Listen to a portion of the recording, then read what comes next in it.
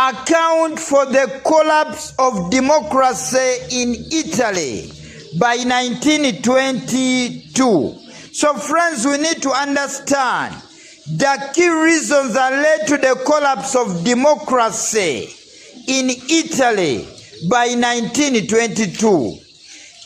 Democracy in this case was the regime of Emmanuel III. I can tell you today, the year 1922, democracy collapsed. Before I continue, I still emphasize our Kasoma Farouk of Uganda's idea, believe in yourself. Believe in your what? At a time, even when the waves are so big, believe that you are going to succeed. All together, I can tell you, our mission is very simple.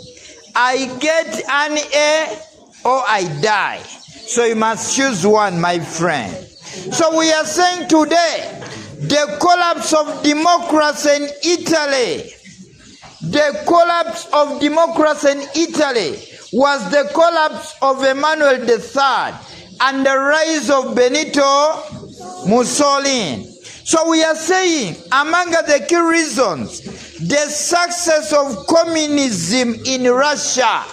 As in 1917, communism succeeded in Russia. The rise of prominent citizens like Lenin and Stalin. This inspired the collapse of democracy in Italy. As the communists succeeded in Russia, this made the people in Italy to believe that they were also going to do what? To succeed. And this led to the collapse of democracy in Italy and the rise of dictatorship. Then the role of Benitto Mussolin. We are saying today, Mussolini was a great mobilizer in politics. He mobilized the Italians and convinced them to look in one direction, the direction of Benito Mussolini, an eloquent speaker. He managed to convince the Italians to rally behind him.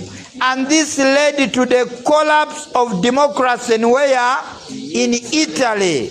Then, of course, World War I. We are saying today, World War I made a country called Italy to be humiliated.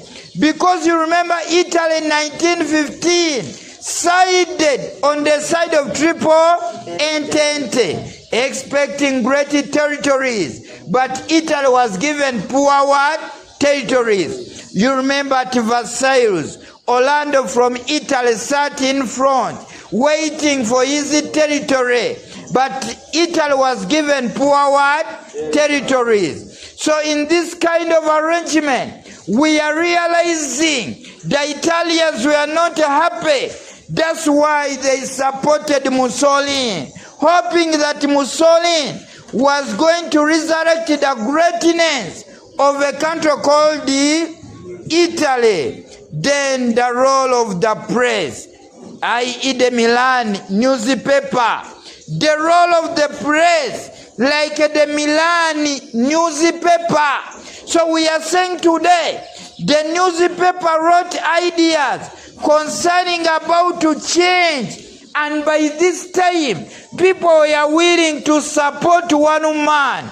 And the man was Benito Mussolini. So the newspaper wrote ideas concerning about to change.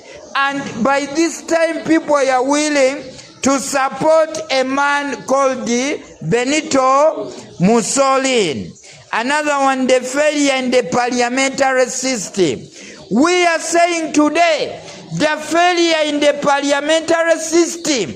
The parliamentary system in Italy failed, where Emmanuel III had few MPs in parliament. This made the fascists to overpower other political groups, and it is this that influenced the collapse of democracy and the rise of Mussolini. Then the economic crisis. You remember, at the time of Emmanuel III, there was economic crisis. People were very low in terms of economy, and they were willing to support another person who was going to raise their economic ways. And they supported a man called Benitto Mussolin, hoping that Mussolin was going to solve their what? Their problems. Then the influence of Hegel's philosophy. Hegel was a university professor who inspired the spirit of nationalism in Italy, which made Mussolini popular. Hegel, in his teachings, he preached that countries need strong leaders who had the countries at heart.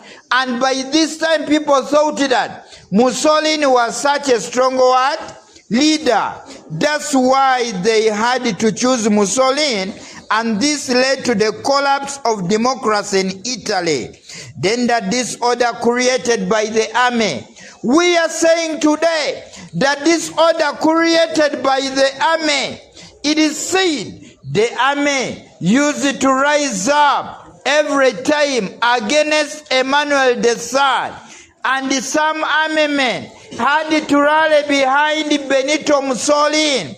It is this that influenced the collapse of democracy and, of course, the rise of dictatorship.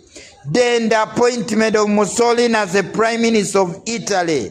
We believe by this time, when Mussolini was appointed as the Prime Minister of Italy, this was a key step to his rise to what?